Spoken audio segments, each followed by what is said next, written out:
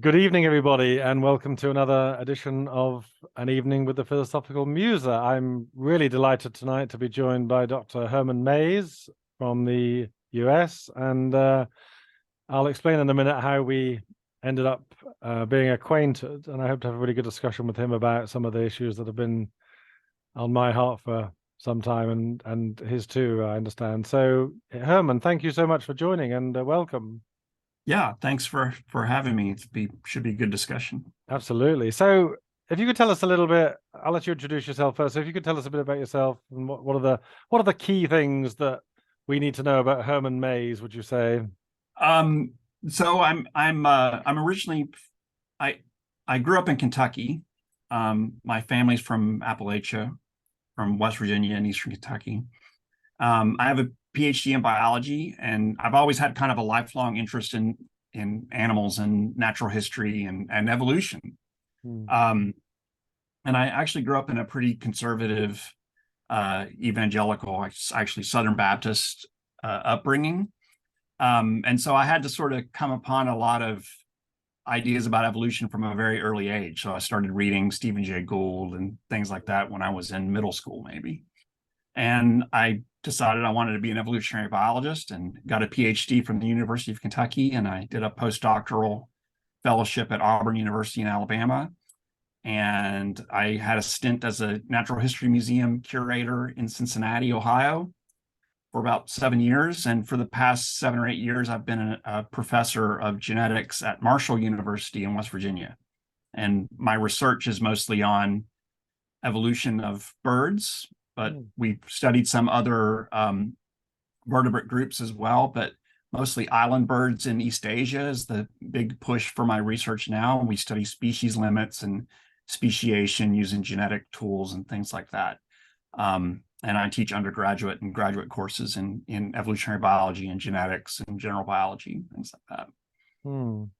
Interesting. Do you find the demographic of students that you're teaching, how would you say they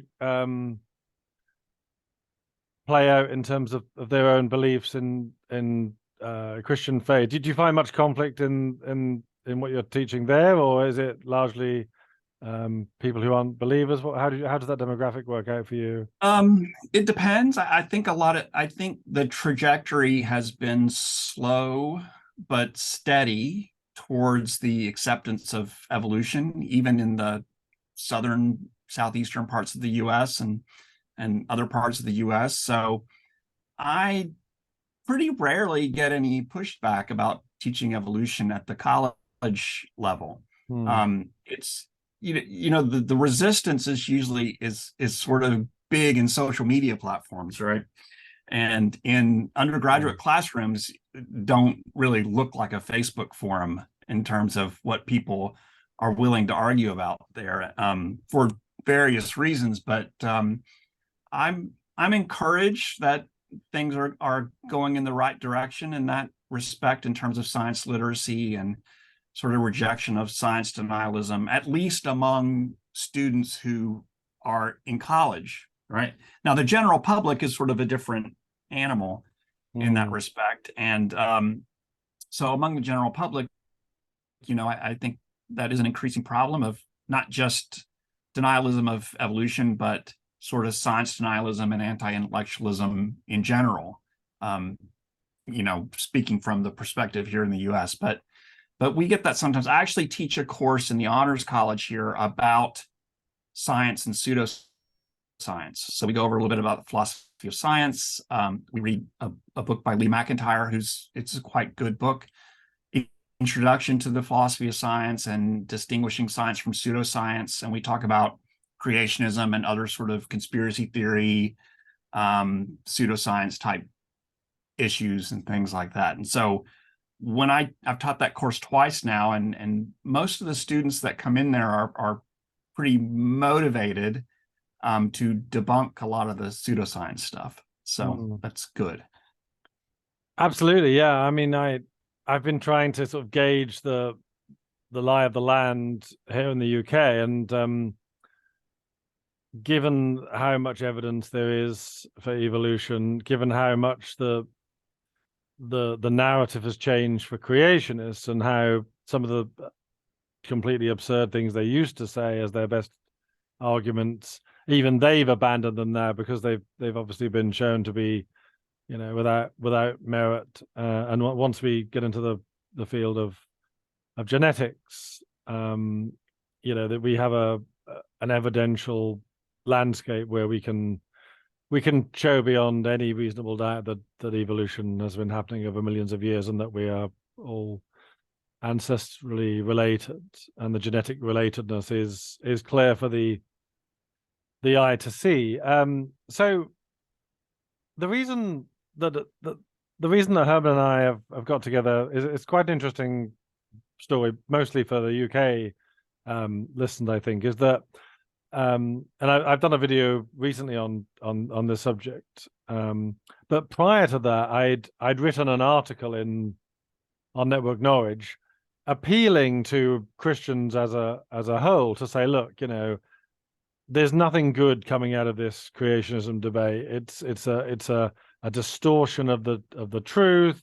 It's creating ridicule and suspicion among believers. It's creating a terrible impression for the outside for any interested skeptics, atheists, agnostics who may want to have a look at the faith and then think, well, hang on a minute, if these people are believing such nonsensical things about general and basic science, then how do we know we can trust them on the spiritual stuff? And that seemed to me a genuine concern. So the connection to myself and Herman is that after I wrote this article, there was a church in Norwich, where I live in the UK, that put up a video where they'd invited this guy, who turned out to be a guy called Nathaniel Jeanson, to do a commentary on my article. Could have been line by line, but as you could imagine, he was very selective in what he chose to comment on. And frankly, the two people who did the video with him didn't really have much of a clue about science at all, so they didn't know. And that's what creationists do. They're very good at deceiving people who are lay people, because they can construct their arguments in a way that takes a lot of effort to falsify not simple nonsensical statements. So he did this video with them, and he invited me to get in touch, to make a comment, and possibly even join them for a discussion. So I did that, but then I think once he started reading what I was writing and realized that I had gone into it quite deeply, he then didn't want to go through with it, and he also actually censored what I was saying. So what I did, I posted my comment, just my one comment on their video, which I'll just read now because no one's ever got to see it. It's a very, very brief comment. So I put on the video, I am the article writer to which this video refers.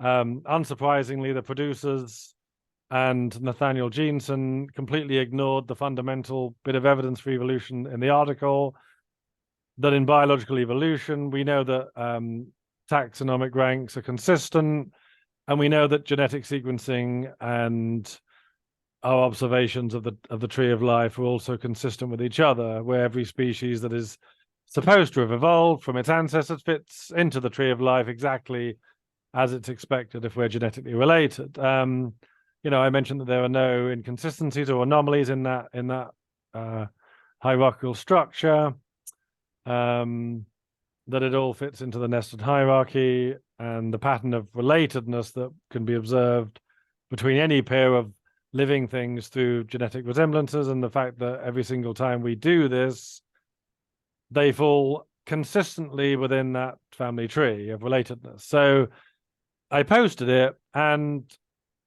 the video editors never allowed the comment to go up. So I thought, well, hang on a minute.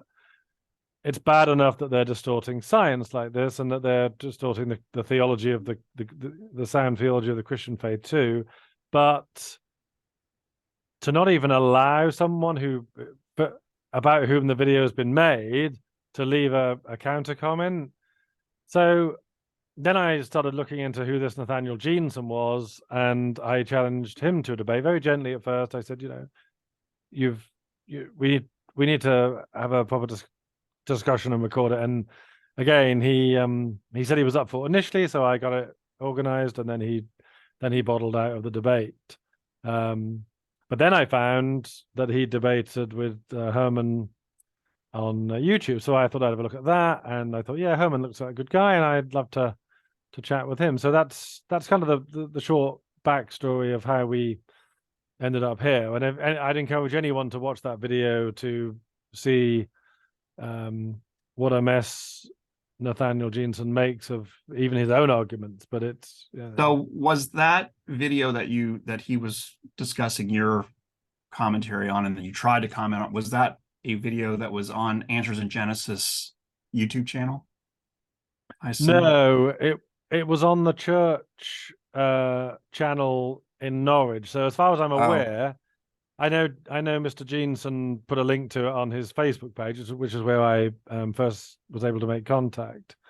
But it's a classic creationist tactic to try to appeal to the people who they think are going to be swayed by it, but really quite in a supine way, I would say, often deny the people the ability to have a proper debate with them. And I was amazed that your video with him, because to anyone who understands this stuff, it's so obvious that he was a total amateur. And of course he's engaged, I think, or married to Ken Ham's daughter, I believe. So he's like, married into the family now. Maybe. No, I think you might be thinking of Bodie Hodges, I think, is the guy at AIG who is Ken Ham's son-in-law. Really? I thought it was Jeanson, but maybe it's might both. Be, yeah. Maybe he's got two daughters, but yeah. I forget the relationship, but the one thing about Answers in Genesis is they're very top-down, sort of authoritative thing. So that debate I had with him was I knew the guys on that channel. The Non Sequitur show was the channel, is now kind of defunct, more or less, show, but that was a bit of a negotiation to get that to happen. Really? And yeah, and they wanted all kinds of conditions and things like that. And at the last minute before that debate, Jensen actually wanted all my slides that I was going to present. He wanted them all ahead of time to see. And so, and there were certain things that they sort of got everybody to agree to, like I forget, it was like, you can only talk about the book because it was supposed to be about Finding Darwin, which is his first book that came out, and you can't talk about anything else outside of the book. So it was very, they attempted to make it very restrictive. And, after I talked to him a while, there was a bit of an after show thing after the debate. I don't know if you've seen that, but, Answers in Genesis has basically a statement of faith that everyone who works for the organization has to sign on to.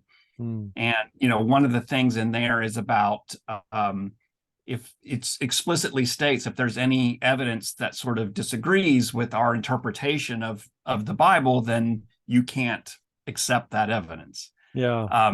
And I asked him about that, and his response was about, well, everything I did in the book was approved by my organization's hierarchy.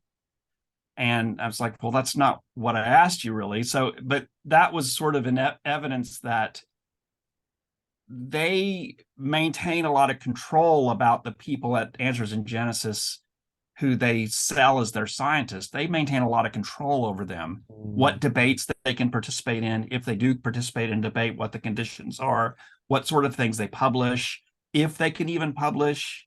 Those sorts of things are unheard of with other scientists. Like, my university would never sort of try to, I didn't have to ask them permission to talk to you, for instance. I don't have to ask them permission for anything I publish.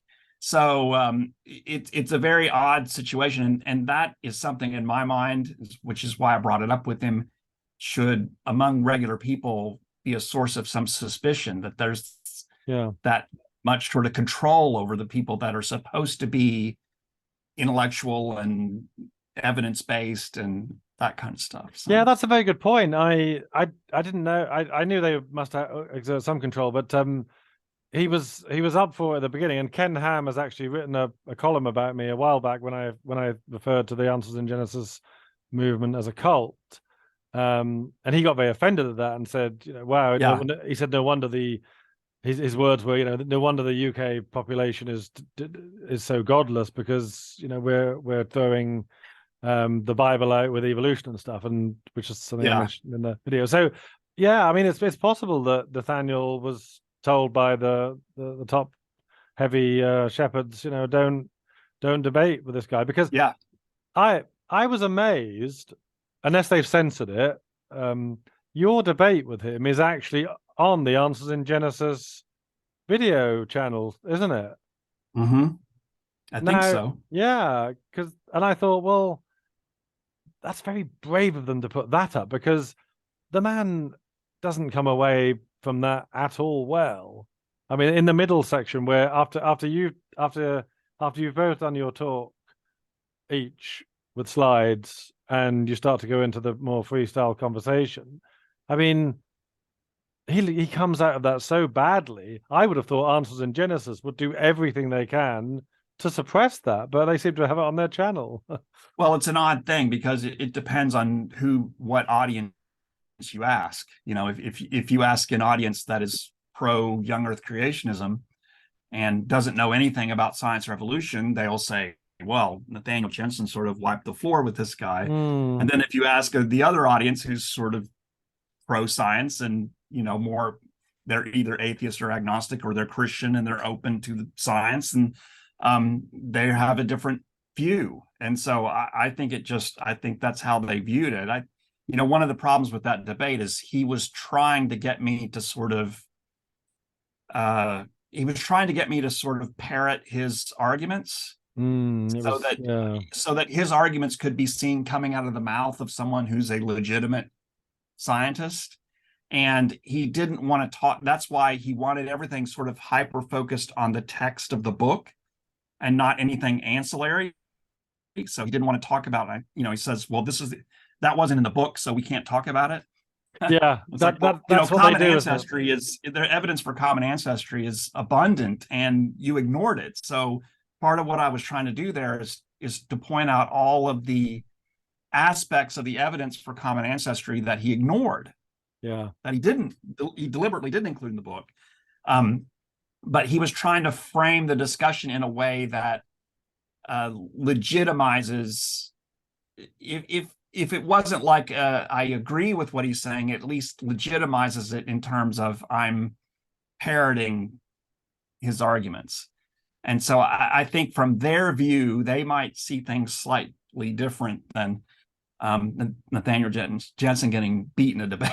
Well, I noticed what they did. I mean, he, even when he embarrassed himself several times, like he didn't realize that all species don't have the same mutation rates. He seemed to slip up on the idea of, the difference between nuclear and mitochondrial DNA times, and amateurish stuff. But what I noticed is typical of what creationist groups do. They frame it, and this is where perhaps they might get people on side who ordinarily ought to be on your side, is they frame it as Herman Mays is peddling the non-Christian or the atheist or the skeptic side. So he's guilty of, as I said in the talk the other day, not about this debate, but I said, one of the big problems with creationism is it's largely a resistance group to what atheists are doing by basically making the same error in reverse. They're saying, well, evolution means that there's no need for a god anymore. Like that's one of Dawkins. It's completely reactionary. Yeah, absolutely. Whole thing. It's a, first of all, this brand of kind of Christianity is comparatively recent. So this scientific creationism thing isn't necessarily something that's been around a very long time. No. It's only sort of evolved. since evolution has become a sort of dominant scientific paradigm. So it's a reaction to that. Yeah, so it's a very odd position, but they are very desperate to have their particular religious ideology appear scientific. Yes. And so they want to create this veil of scientific credibility over the things that are clearly religious convictions, which I don't have any problem with. And I don't know if you've seen, like, Todd Wood wrote a thing about he's a young earth creationist, and he wrote a thing that he caught a lot of trouble for with other young earth creationists. He said, look, evolution is a very explanatory, very well supported scientific idea. It is science. It's well established. It's well supported. He says, I just don't believe it for biblical reasons. That aspect of it, I'm fine. I'm sort of fine with that. It's the misrepresenting those religious beliefs as if they were scientific arguments, while sort of keeping that religious aspect of it, or the belief aspect of it, in the background. Yeah, and that's what groups like AIG sort of strive to do. And they sort of put forth Jensen and these other people with PhDs as legitimate scientists when they're not. Yeah, if they've got a PhD, then they must be taken seriously and stuff. And it's one of the things I often like to say to people like that, and I mentioned it in the talk a few days ago, is if you look at how humans behave and how they are motivated and what they say they're trying to achieve and what they say they're trying to do, is if they really had achieved what they claimed. So just for context, I break them down into hawks, pigeons, and sparrows. A good ornithology analogy. Yeah, the hawks are the most influential. They're the smallest group, but they're the ones that are driving it from the top. The Ken Hams, the Grady McMurtrys, John McKays, people like that. Kurt Hovind? Yeah, Kent Hovind. Yeah. Oh, I saw. Yeah. Well, let's not go there. But they're the guys that are driving it from the top, and the pigeons are the semi-influential, still a small group, and the sparrows are by far the majority group, and they are the ones that are effectively the biggest victims. They're the ones who, when you speak to them in church, and you mention evolution or you mention the age of the earth or something, they just assume that it's young because that's what the church is teaching, or that's what they think they must believe, and it's kind of, as I said, it's kind of like a social contagion. But what I find interesting is that the hawks are the ones that are most concerned with status, and they're the ones that what they're trying to claim for the gullible is science has gone wrong. We've created this model, or this we've exceeded the natural sciences. We've called it creation science because it's both biblical and it's scientific. And we have got the answers that science hasn't, because we don't dispense with God. It's a straw man argument, but it's what they use. Now, my argument, and I refer to this with Jeanson's book Traced, which I did. I have some reviews of that on my blog, and there's another good YouTube channel by this guy Dan Stern, I think his name is, called Creation Myths, and I was on a show there where we talked about Traced and what's wrong scientifically about how Jensen is approaching that stuff. But yeah, I'm familiar with that too. Yeah, and I'm glad to hear that, because it to me, that's the classic example, and all the sparrows who are following this answers in Genesis are just telling him how great he is and what a wonderful thing you've done and stuff. You've demonstrated that all of the DNA sequences of humans has it gone back to Noah's children, is it, I think? Yeah, so basically what he does is he borrows other people's data. He never produces any data. He doesn't have a lab of his own. He doesn't sample anything. He just gets publicly available sequences, and usually particular sequences that are easy for him to deal with, not like whole genomes or anything that he doesn't have the expertise to handle. and Answers in Genesis wouldn't have the cluster computing needed to analyze those data either. No, So no. he grabs those data and he does very sort of contrived, amateurish sorts of analyses on them to get the answer that he wants. So he creates these trees, and then he sort of looks at them and sort of interprets them in a way that says, oh, there's 3 groups on this tree that correspond to the 3 sons of Noah, right? And the way that he does this is just totally devoid of anything we know about the fields of population genetics and molecular systematics and sequencing. And Absolutely. like I said, I've been on other shows where we talked about some of the specifics of it, but like you said, there's a population of sparrows out there who don't know any better, who will very easily listen to that, and because it's something that they already are primed to believe, and it sounds scientific, and he's got PhD at the end of his name, Yeah. That's enough for them to take it as credible. Yeah, especially as they're just looking for confirmation bias. They just want to be told that they've got this safe black and white, way of dealing with the faith. But no, my challenge would have been to him if we ever got to talk. I'd love to hear his answer with this, which I alluded to in the show the other day. Is, look, suppose you are, well, not suppose you're right, but suppose that we give you the license to claim that you've actually achieved what you say you've achieved. Now, you're arguing this as a believer, so you're effectively, you think you're arguing for the Christian case.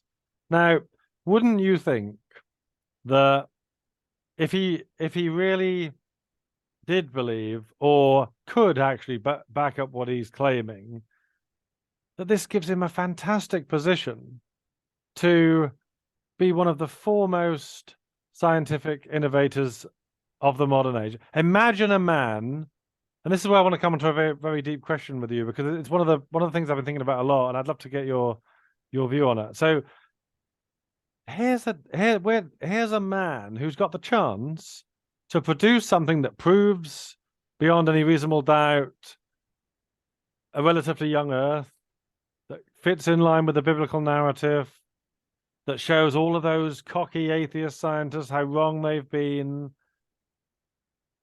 And he It's your name in a textbook for the next 500 years. Absolutely, he'd be up. If he really had done that, he'd be up there with Mendel and Watson and Crick. It would be the most revolutionary thing in science in 50, 60 years, and we'd all have to say, "Gosh, how wrong we've been! This guy's amazing." But instead, what does he do? He hides behind the walls of an enclave, a cult. He doesn't engage. He doesn't get it peer reviewed.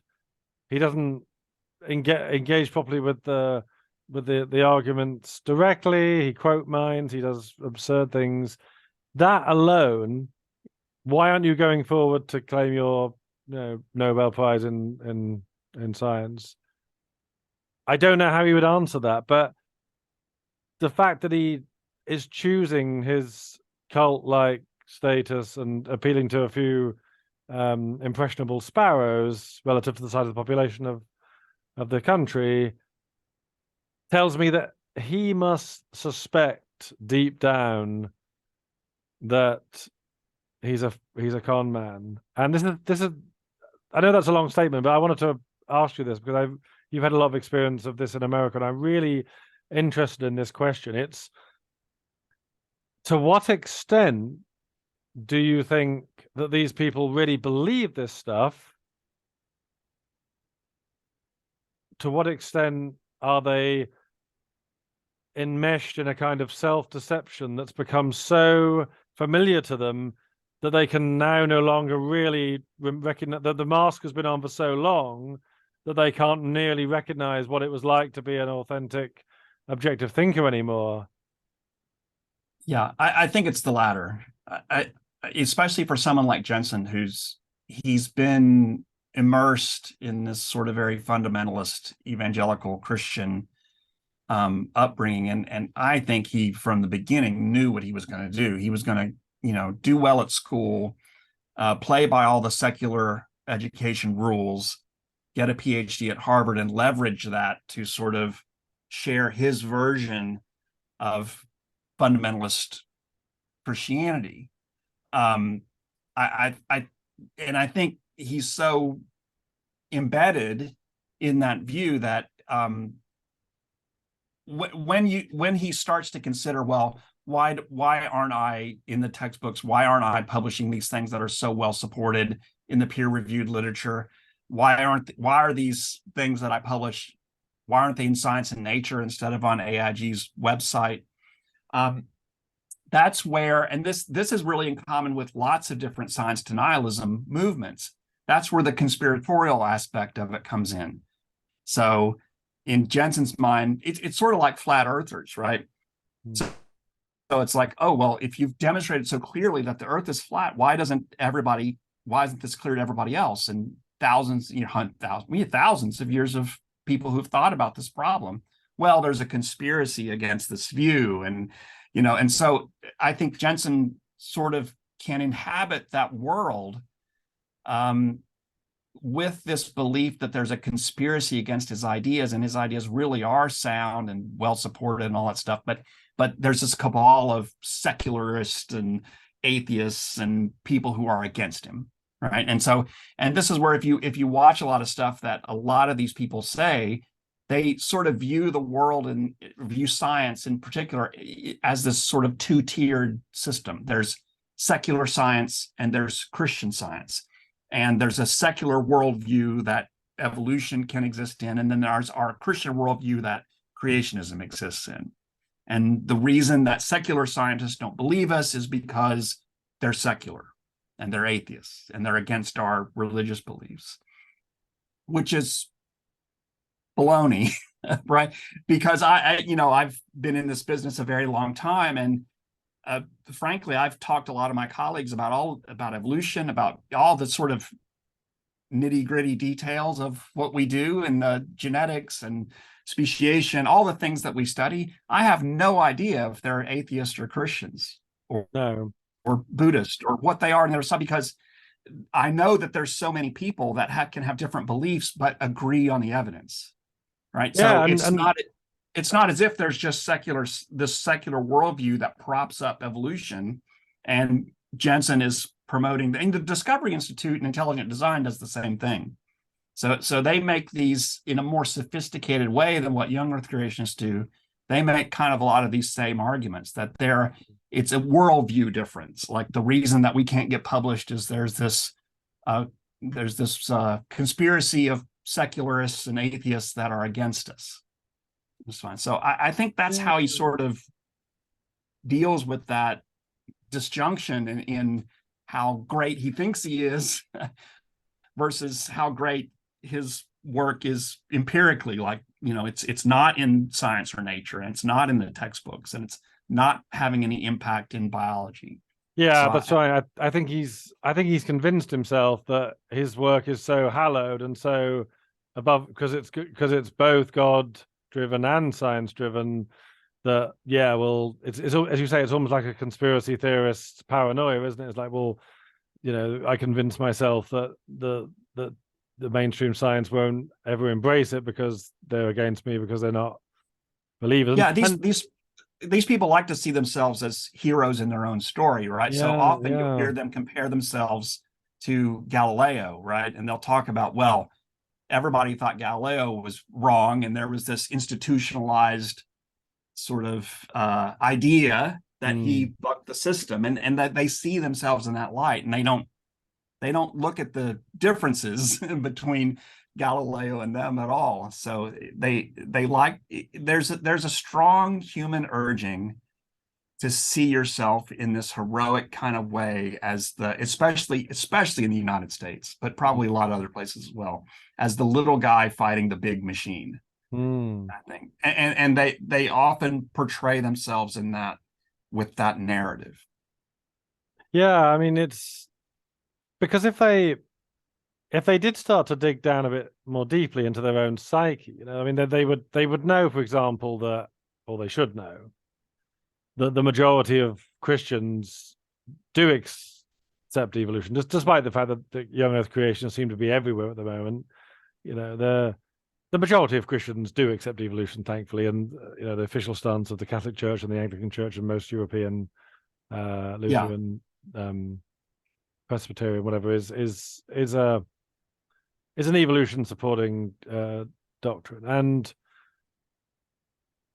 you could say the same in a sense about the sunk costs and the investments in what they're doing, because you could say the same about Richard Dawkins. I mean, is that man really going to have a very balanced view of the Christian faith against his atheistic doctrines and dogmas when he's invested so much of his career and his reputation into it? It takes a lot to come out of that, and the same is true of lots of people who are known and have their reputation staked on a certain position. But the thing about psychological inner evaluation, and this is fairly common in quite a few of the mainstream psychologists of certainly the 50s and 60s, is that if you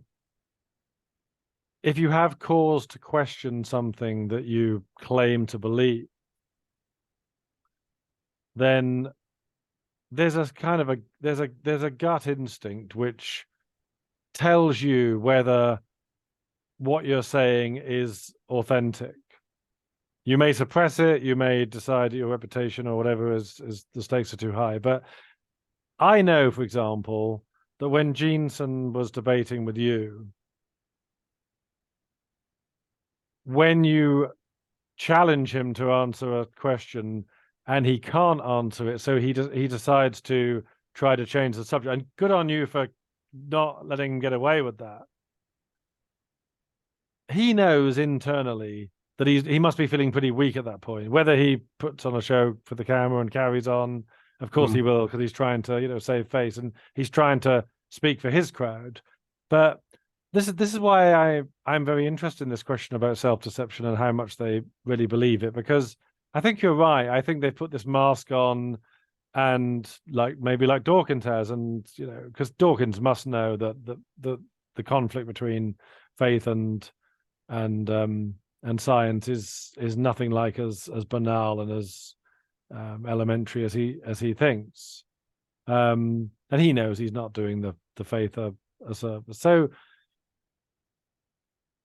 the things must be happening inside the likes of Jeanson and Ken Ham and people like that, where they know they're not giving their best. They know that they're not following everything through to its logical conclusion. They certainly know that they are guilty of manipulating the text of other people. We've mentioned quote mining. I think there's another tactic called the Gish Gallop, where you just simply keep moving on from point to point and never let anyone land a blow.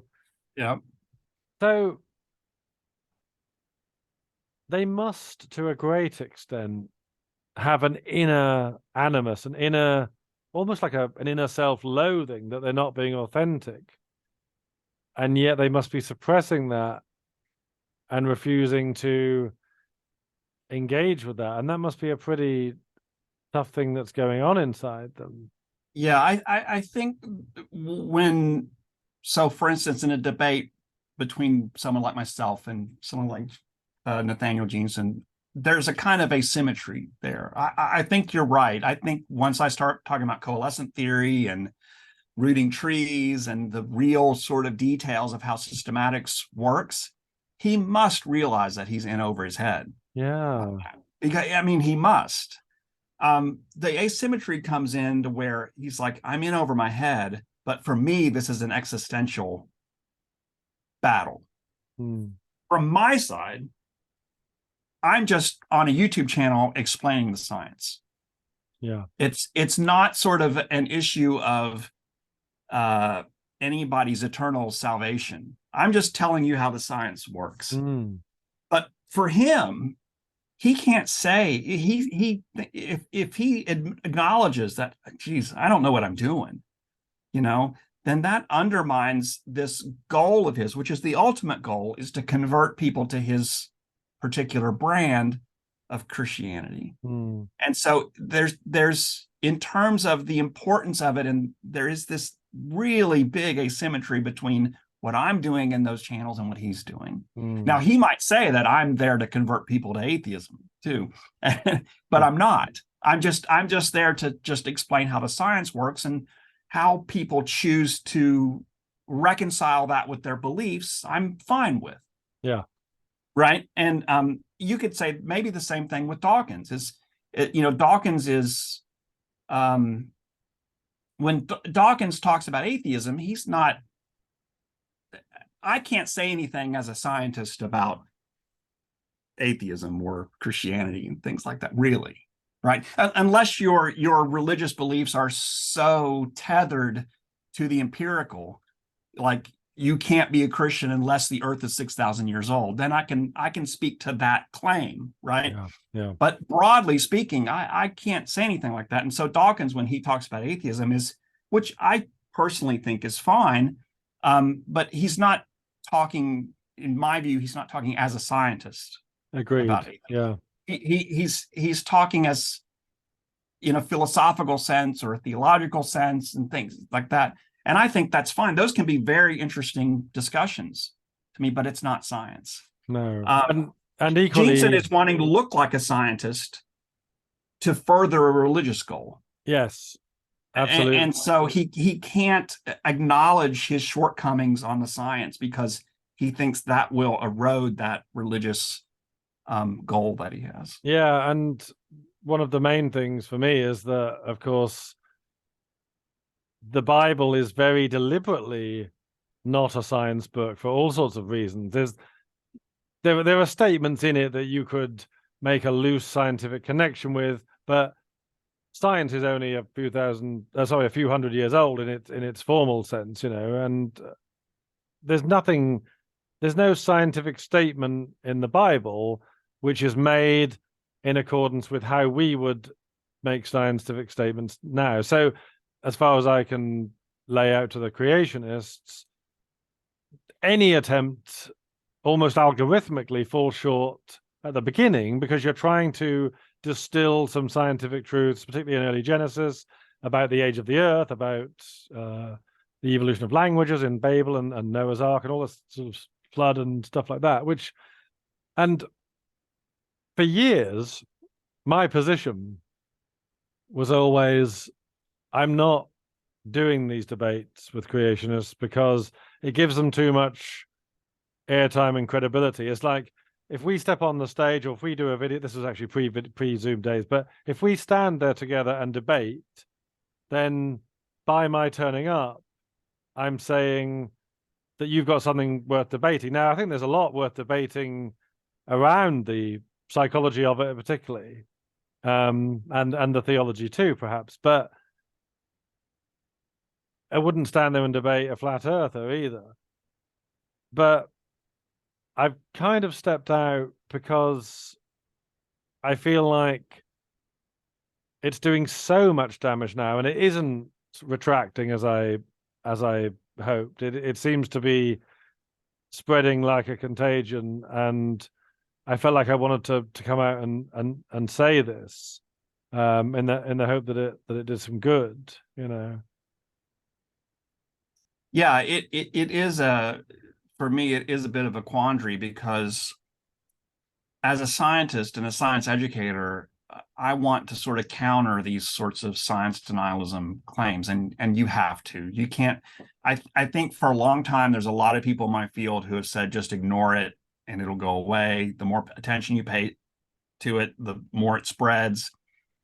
But people have had that attitude for decades and it's still around. Yeah. Like it hasn't really worked to get, and with students, I think people underestimate how many people might be kind of on the fence a little bit. Mm. So there's a quiet sort of group of observers in a lot of these things that is looking to see who's the more credible, and you might want to do that. Now, I do agree with you that I've actually debated Kent Hovind and Jensen and some others, and probably my days of doing that with them in person is coming to an end, because I think you're right that I think what they want to see is someone with a PhD who's a secular scientist, who they think they can embarrass on a YouTube video. and who is giving them the time of day. So it gives, like you said, their ideas some legitimacy in that sense. So I'm probably not going to do that as much, but I think it is important to be on these sorts of public forums and point out what they're doing, and how it is pseudoscience and science denialism and things like that. One thing about Jensen in that debate is, I mentioned before that there were a lot of conditions that we had to follow. One of them was we couldn't talk about religion, which I thought was odd, right? So I would have liked to have gone into this notion of there are different ways to interpret the Bible, and this view of the Bible as sort of a science textbook or yesterday's newspaper is not really how most Christians think about it. And if you escape from that, there was, if you heard of Aaron Ra, who has YouTube channels, and he's sort of an amateur creationist debunker. I've seen one snippet our secular, we have a secular student society who invited him here for a talk, and I got to know him a little bit. And he is sort of the opposite end of this thing, that there's no truth in anything besides science, right? And I asked him, I was like, well, what about like Shakespeare, right? That none of Shakespeare's stories are true in a literal sense, but there's truths in literature, right? And so, one of the things that both ends of the spectrum fail to recognize, whether you're a creationist or you're sort of I don't know if Dawkins would say that, but Aaron Ra has said this before, is that there's only truth in science. And so the conundrum, if you're a young earth creationist and you believe in a literal Bible, is that means that for you to have those beliefs in a true Bible, then those stories have to be literal or they're not true. Right. And they can't recognize the existence of any truths in a religious text outside of a literal, historical, scientific truth. It's a real impediment. And that's what I would have liked to have brought up with him, but I couldn't, because they didn't want to talk about that. The two guys, I forget their names, but the two guys who were moderating the debate. So they seem to be, as far as I could tell, they seem to be quite friendly to your arguments, and they thought they since on that channel had sort of a business falling out, which was a bit a story. So that's why that they're not on. It was Steve McRae was one of the guys there, but I had known them for a long time, and they had done a lot of these. If you look up their channel, it's called the Non Sequitur Show. I think it's still around in some iteration. But if you look back on their past videos, it would be things like, debunking flat earthers and conspiracy theorists and things like that. So they were on a personal sense sort of friendly to my view, but they were really trying to be neutral, right? So as best they could.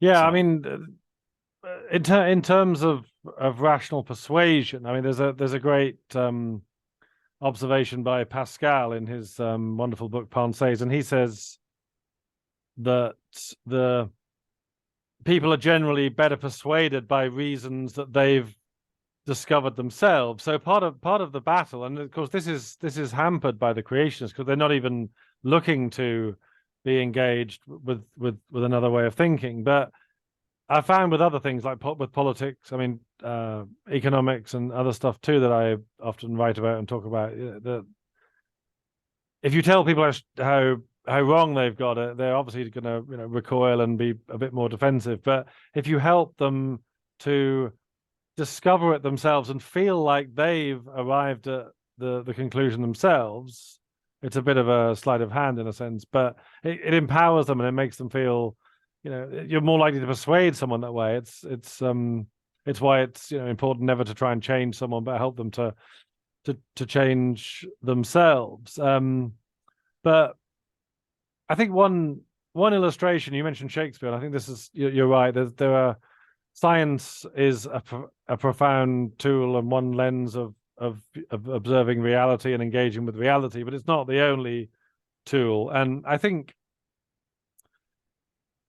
for someone who's on the fence and is open to persuasion, one thing I would perhaps say to them is, if we all got wiped off the planet and we evolved again into a human species, or if we just suddenly forgot everything we'd learned and we had to do it all again, then we would come up with exactly the same knowledge and empirical evidence for evolution, for how physics works, for all elements of biochemistry. We'd come up with the same laws of supply and demand for economics. And this is true, of course, if people discover things in independent countries. It's true in Canada, it's true in India. But if we were to reconstitute the human achievement in terms of stories and truth seeking and religion and spiritual elements, they would, of course, take a different form. Now, I don't mean that because the fundamental Christian truth is about Jesus. So presumably, if this happened again, we'd have to have another act of grace in the Christian tradition. But that's the fundamental difference. But those stories are embedded in the human narrative of truth seeking, of discovery, of poetry, of literature. It's deeply profound, and I think that's the sad thing about the creationist rhetoric, is that they're missing so much. The story of the physical universe is a beautiful story in my view. It's an amazing trajectory of cosmic brilliance, and it's the fact that once you get to the stage of biological evolution, which a lot has had to happen in terms of the active information, the laws of physics, to create that substrate, you've got an absolutely astounding story of complexity, of diversity, of shapes, of colors, all coming from the same original life form. It's a stunning picture of beauty. And I mean, yes, it's, as Tennyson said, it's red in tooth and claw. It's not all beautiful, of course, but the mechanism, the mathematics, the genius behind it, which is what one of my books is about. It's they give up this stuff at their peril, really, because it's just boxing them into a very black and white, boring. Yeah, I think another thing that they give up too is just this, both on the scientific side, but also perhaps on the religious side, as well as this sense of mystery about things. Like, creationists are very reticent to say, I don't know.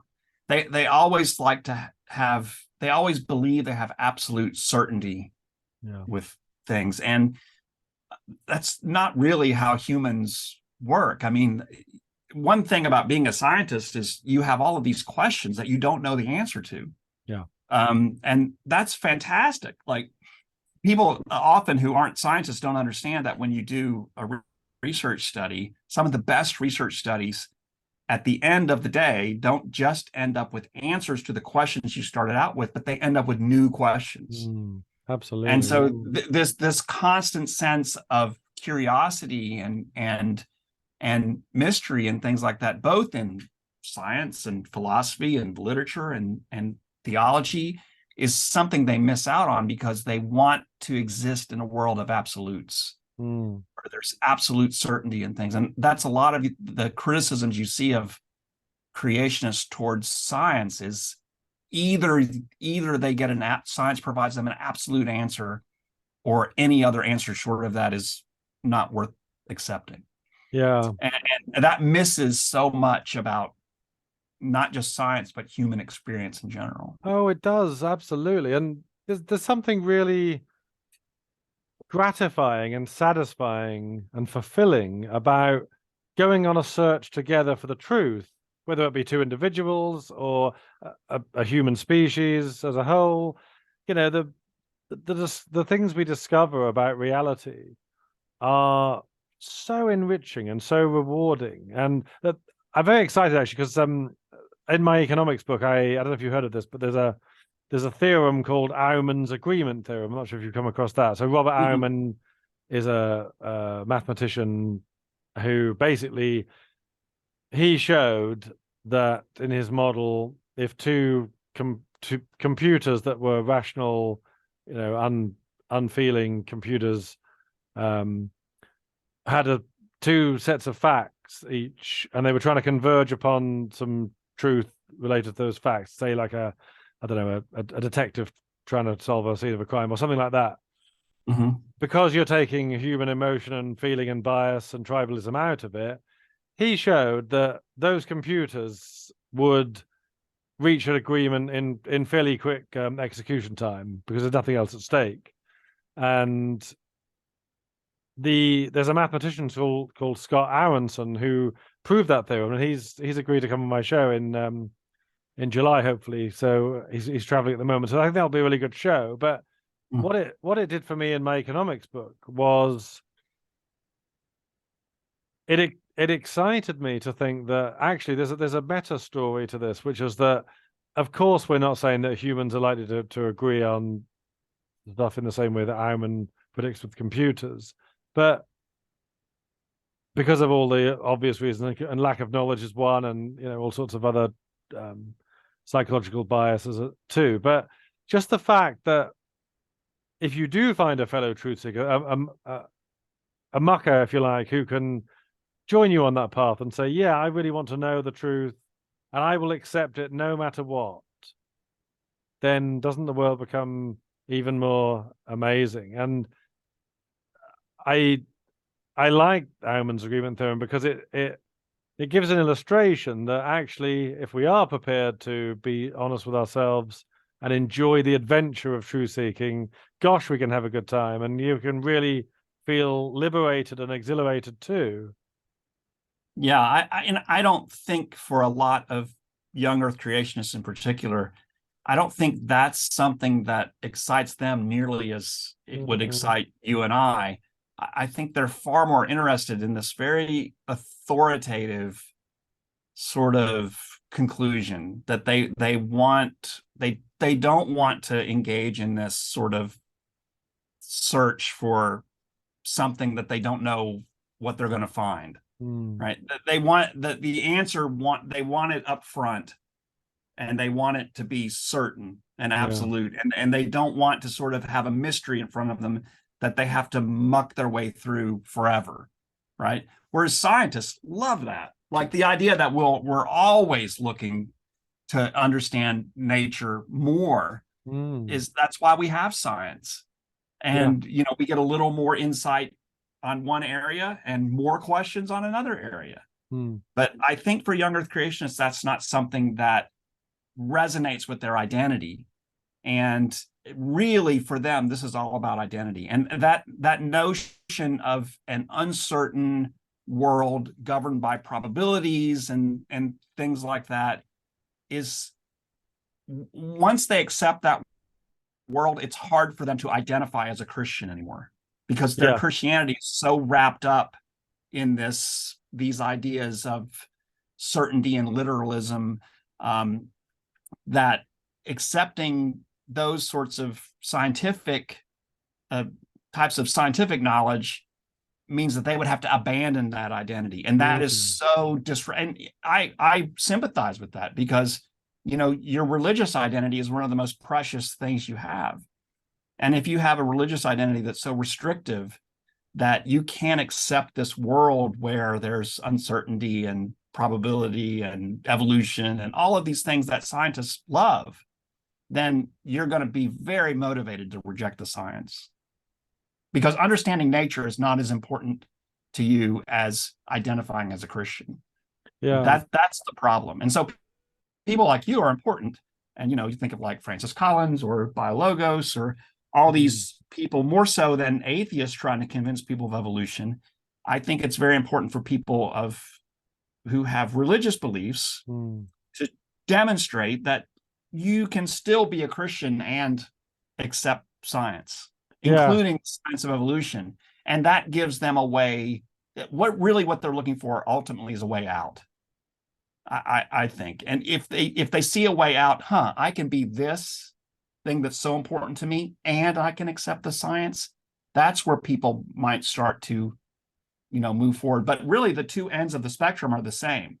So if you're Dawkins or Aaron Ra on one end, or you're Nathaniel Jensen and Ken Ham on the other, what they're saying is that accepting the science means you can't be a Christian. Yeah, And absolutely. they're identical as far as that's concerned. And I think a great irony in all this is people like Ken Ham and Kent Hovind and Jensen are doing the same thing that they criticized Dawkins for doing. Oh, indeed, yeah. And so that I think that's a pity, because I think the world is a richer place and science is a better place with a diversity of perspectives and beliefs, including people of faith. So yeah, absolutely. And I think this takes us back to what we said earlier about the repression of truths through self-deception. I mean, you're right that it's such an adventure, and what the creationists have done effectively is they've built a prison wall with themselves inside of it.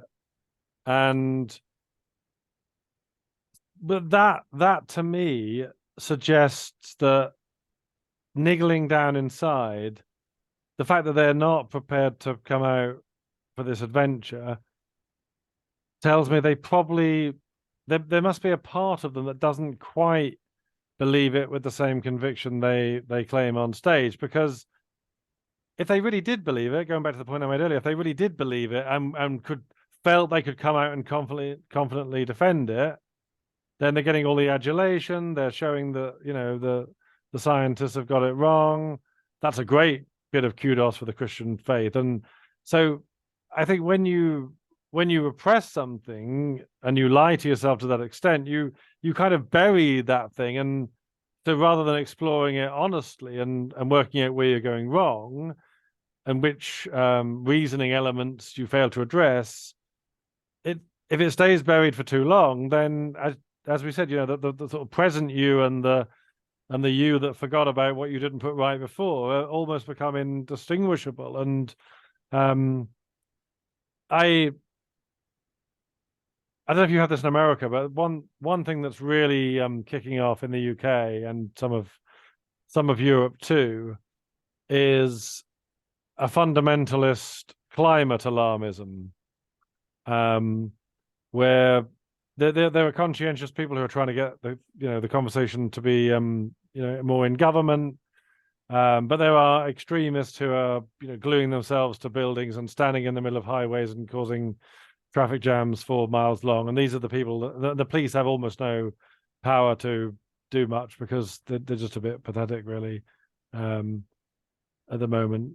And a few years ago, before it got so extreme, but it was certainly an environmentalist group, I went along to spend the weekend with them because I was interested. I did this sometimes in the past as well with people, extreme socialists who were putting tents outside banks and stuff. I wanted to go and engage with them. And anyway, so I went to this campsite, and I really got to engage with some of these people who are really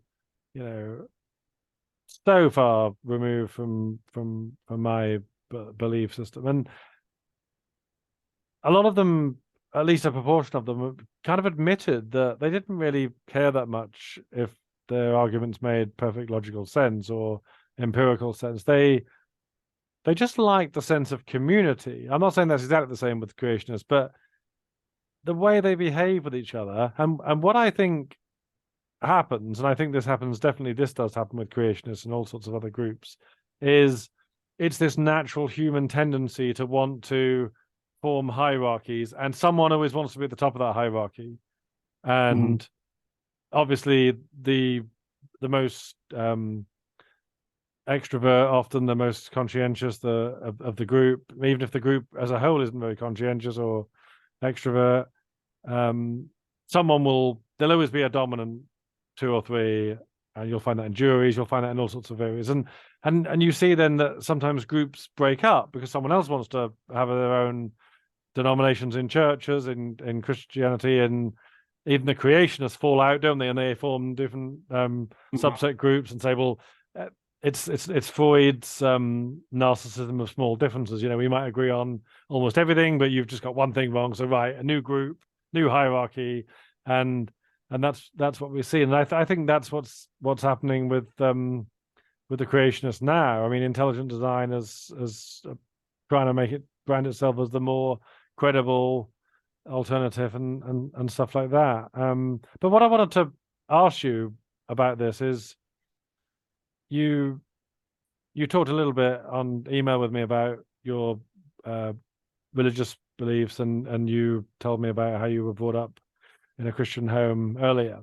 So are you one of the victims, in a sense, of creationism? In that, do you think that, although because you've got a great scientific background, growing up and doing your degree and PhD, but are you one of the people for whom that became a problem early on, where you couldn't reconcile the two and felt like you had to choose science and atheism, or agnosticism? No, I actually don't think so. I think my interest in science, and especially once I learned more about it, when I was a little kid, like, I mean, little kid, like grade school kid, I loved the story of Noah's Ark, right? Because, but the reason I loved it so much is like, wow, this guy had a boat and he had all the animals on the boat. How great would that be, you know? And I thought that story was so great, but I couldn't reconcile that with, as I learned about animals, like I learned about animal diversity. You know, I'm more of a zoologist than a botanist, but you know, plant diversity, you could say the same thing. All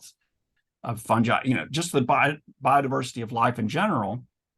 I thought this cannot possibly be literal, right? And I very early age, I sort of realized that, well, it could be a story about stewardship, you know, and things like that. And there's other ways to look at it. So I wouldn't say the science turned me off to Christianity.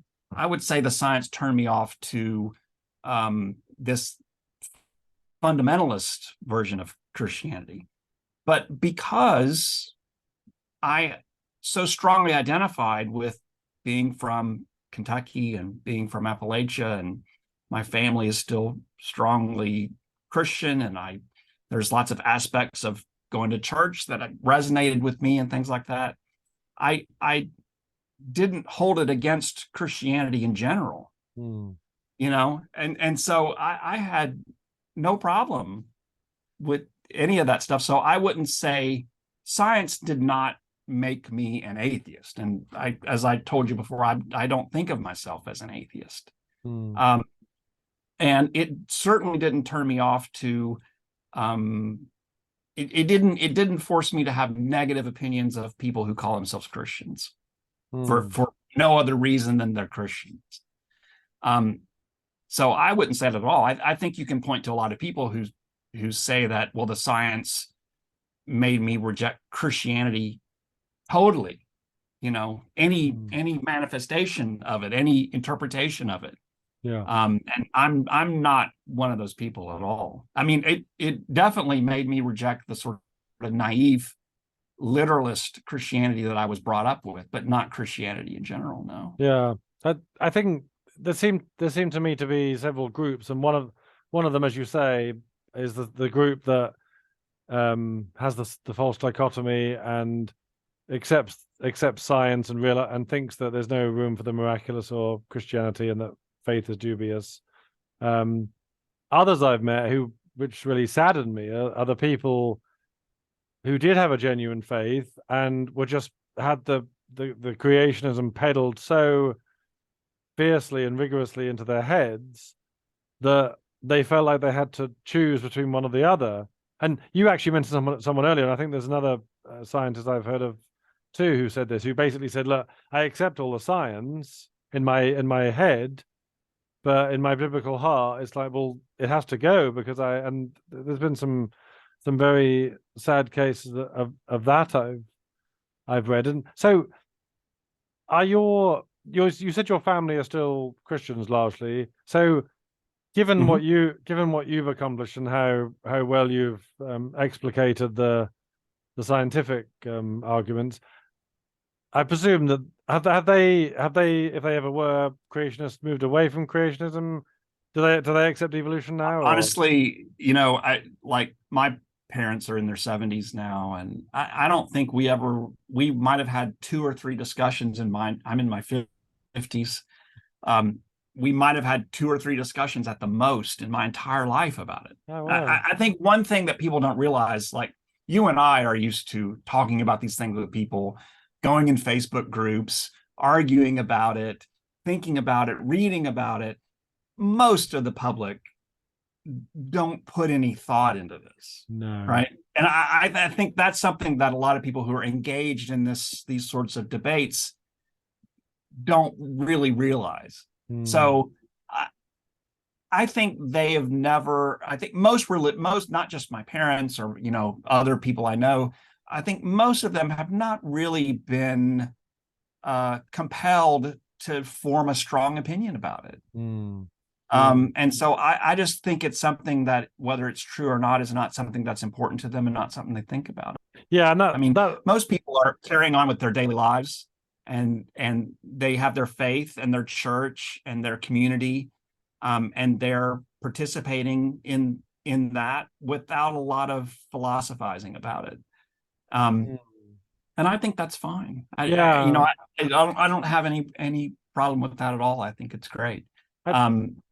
I think that touches on the reason, or one of the reasons, why I created the model of the hawks and the pigeons and the sparrows, because you're absolutely right. A lot of people, and most of them, of course, are sparrows in number. They haven't really engaged with this much at all. So I wanted to be sure that when I was doing my talks and articles, that I wasn't being too negative about the majority of Christians, although it's bad what they believe if they don't accept evolution, and they're missing out on so much. As I said, they're mainly the victims of the hawks and the pigeons. So yeah, I think you're right. There are a lot of people who just don't. And let's be honest, most, if not all, subjects are as simple as complex as you want them to be, and every subject has layers and layers of complexity, and it takes a long time to, we're most of us are amateurs at most things, and it takes a long time to get even the basics of this stuff, let alone, it certainly takes effort to get the basics, and then once you get the basics, you've probably heard of the Dunning-Kruger effect, have you? I think you've. Oh yeah, yeah. I mentioned before, I teach this honors course about pseudoscience and conspiracy theories and the nature of science versus, and we talk a lot about the sort of psychology behind why people believe weird things, basically. And that's one of the things of, if people do have this tendency to be very certain about things that they don't know much about. And by the way, the flip side of Dunning-Kruger, people don't talk about as much, that people who know more tend to underestimate their knowledge a lot. So you'll see, and maybe this is where I get this idea of, I like to say I don't know about a lot of things, because I don't. And I'm very comfortable doing that. And people at that other end of the Dunning-Kruger spectrum do that, whereas people at the end that we're used to dealing with in terms of creationists and stuff have this very high confidence in things that they know nothing demonstrable about. So yeah, I think that you're right. It's part of humility, isn't it? The more you understand about a subject, the more humble you have to be, because the world is vastly complex and there's way more we can't know. Well, and if you don't understand the complexity of the world, it's easier to be certain of it.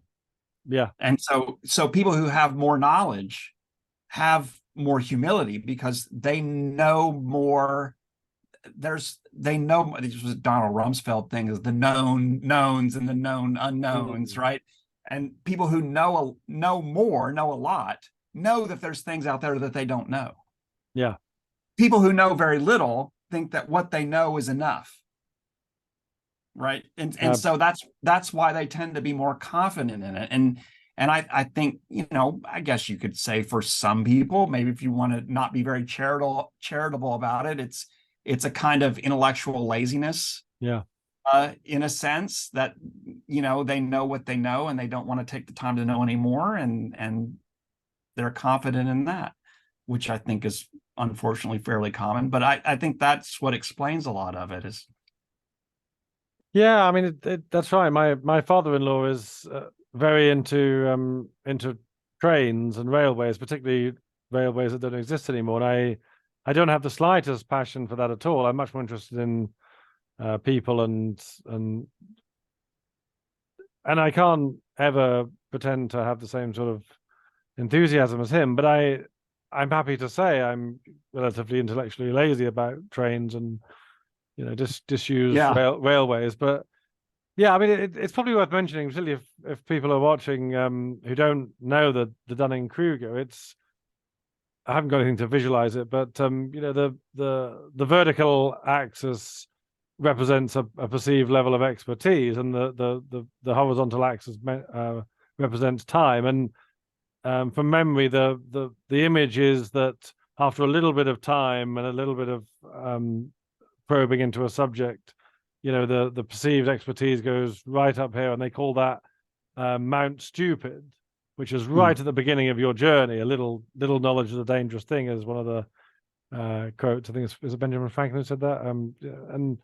And then Forget, but yeah, you start to go as you increase, you start to go down what's called the valley of despair, which is that I'm starting to become aware just how much there is to know. And I think the last point is called the slope of enlightenment, where, as you say, you get to that stage where you're much more humble and you are a genuine expert. It takes thousands of hours to be an expert in anything, and you then see the picture much more clearly. And of course, as we've said, things then open up more questions, more expansive, inquiries and stuff. So yeah, it's definitely an important message for people to be aware of, and humility with understanding of our understanding.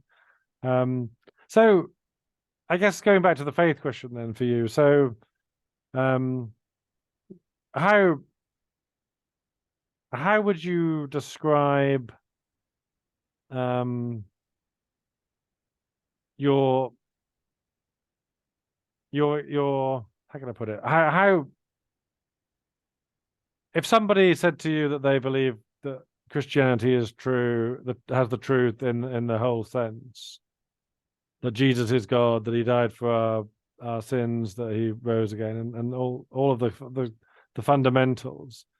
And the reason I ask this is because one of the things that has been on my mind a lot over the years is the whole notion of people who say they believe and then don't, or whether people have ever believed. And I find this really interesting. So was there ever a point in your life where you said with your heart that you think Jesus is Lord and Savior, would you say? I mean, maybe.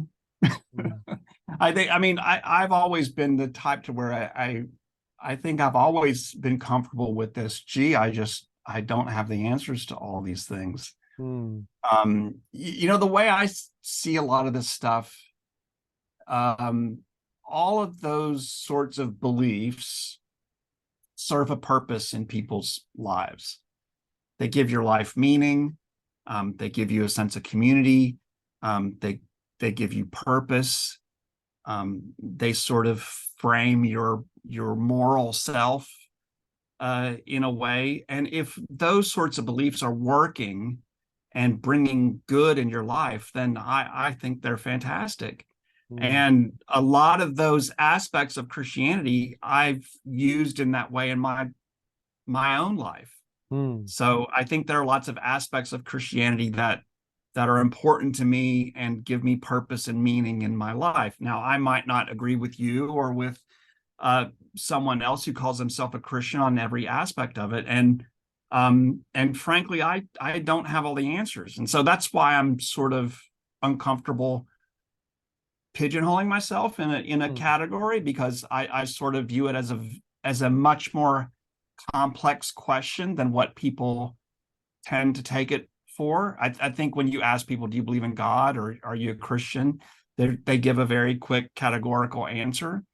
And I've just never been someone who's comfortable giving those sorts of answers, because at the end of the day, there's a lot I don't know. And I'm sort of comfortable with that. So I know that's not a very great answer to your question. No, it's absolutely fine. Yeah. But I think a big part of it is I will say that I do see the value in not just Christianity, but other types of religious conviction. I see the value in those sorts of beliefs and that those theological frameworks. I see the value that they've had in people's lives. So I'm not like a Christopher Hitchens although I think Christopher Hitchens has brought up some good points from time to time, but I don't see either his view or Dawkins' view that all religion is sort of a opiate of the masses, or I guess that's Marx or Lenin or somebody, but I don't see it as sort of all religion is sort of bad. I think there's a lot of value that comes from. I mean, of course, people can take anything, whether it's science or religion, and twist it and make it something that is, no longer benevolent but something that's harmful.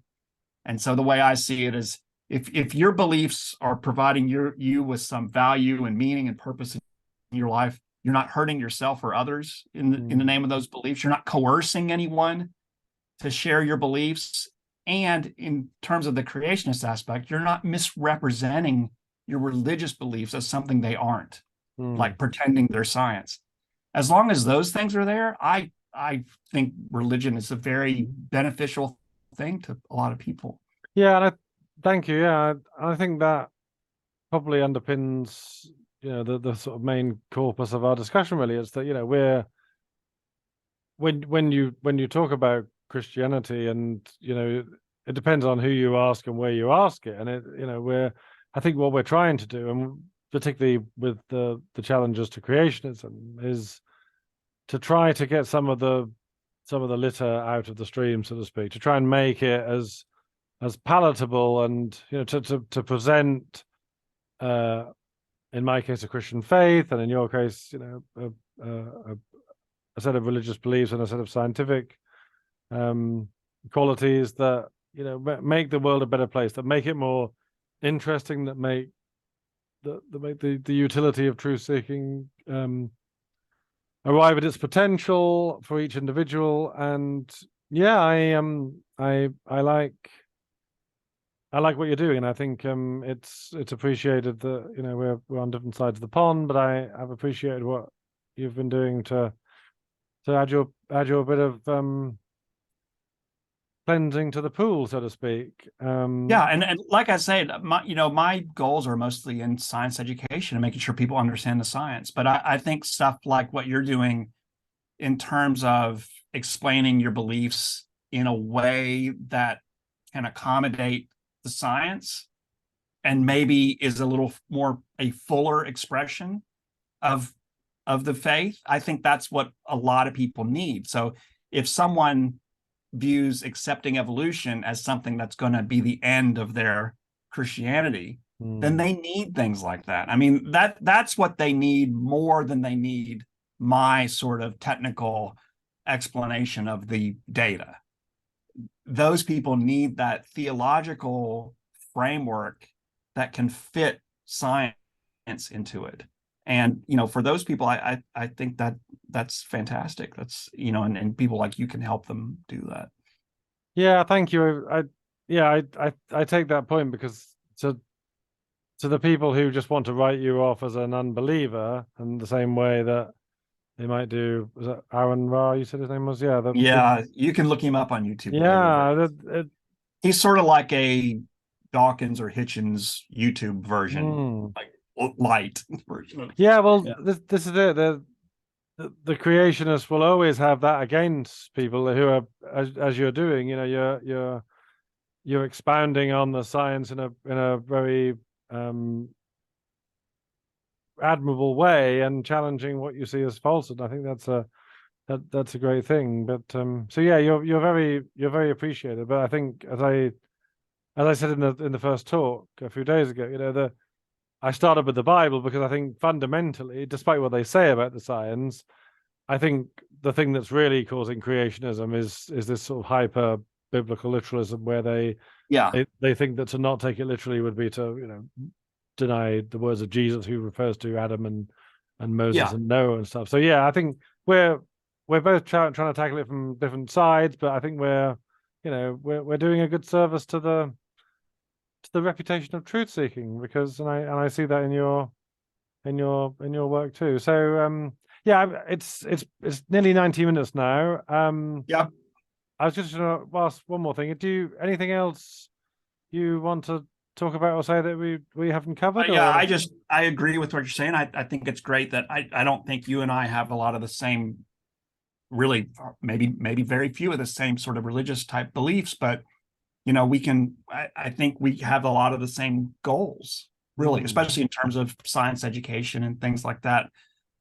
There's an interesting survey, if you read these surveys from the Pew Research Center here in the US, they ask people if they accept that humans evolved or they were created in their present form and that kind of thing. And they found something very interesting. That's like, it depends on how you ask the question in terms of whether or not people will answer in the affirmative that they can accept that humans evolved. If you ask the question in a way that you start with the evolution side of the question, there's a lower percentage of people who will affirm that they can believe in evolution, in human evolution specifically.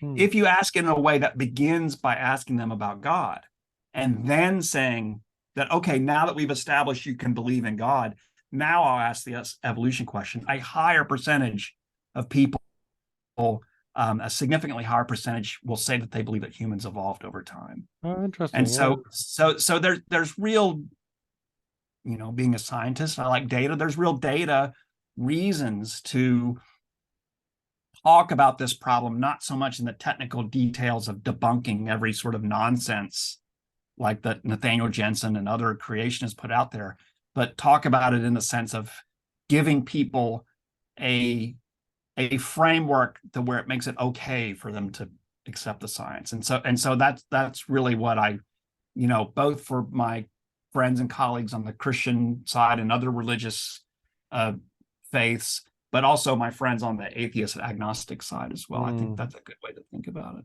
Yeah, maybe it goes back to the Pascal point that if you start with the faith element, you kind of make them feel a bit more in control of their own ability then to seek out and source the evolutionary side, because they don't feel so uprooted. Yeah, that's interesting. And by the way, creationists like Jensen and stuff don't want to. So when I debated him, like I said, they don't want to talk about religion. Yeah, because if you start having this discussion, it invites people in more to the science side that they don't want to. They want this to be a dichotomy. Yeah. They're the Christian, faithful creationists on the one side, and we're the godless, atheist, secular scientists on the other. Yeah. And if you blur that distinction, that what their worry is that it will invite some of these people in to accept the science that they don't want them to accept. And it will move them away from that sort of fundamentalist, literalist expression of Christianity, and they don't want that. Yeah. And so they don't want to talk about this. They want to pretend it's all about science, and it's not. And so I think this has been a good discussion, because I feel like this is a discussion that needs to be had for people who might be on the fence and worried about whether or not they could accept evolution or not. Yeah, I hope so. I think it has, and I think hopefully what the viewers tonight will see is two people who've got no agenda. They just want to have a chat about the truth, about subjects that are independent of both of us. They're objectively true, and they'd be objectively true if we didn't exist, and the nature of science and biology. So yeah, it sounds like a good place to end. So so thank you so much, Dr. Mays, for joining us, and hopefully the viewers will have enjoyed the video too. If you click on the description below, you can see the link to my blog and for further articles, and hopefully more videos to come in the future. So thank you to my guest, Dr. Herman Mays, and thank you everyone for joining me, and more in the future.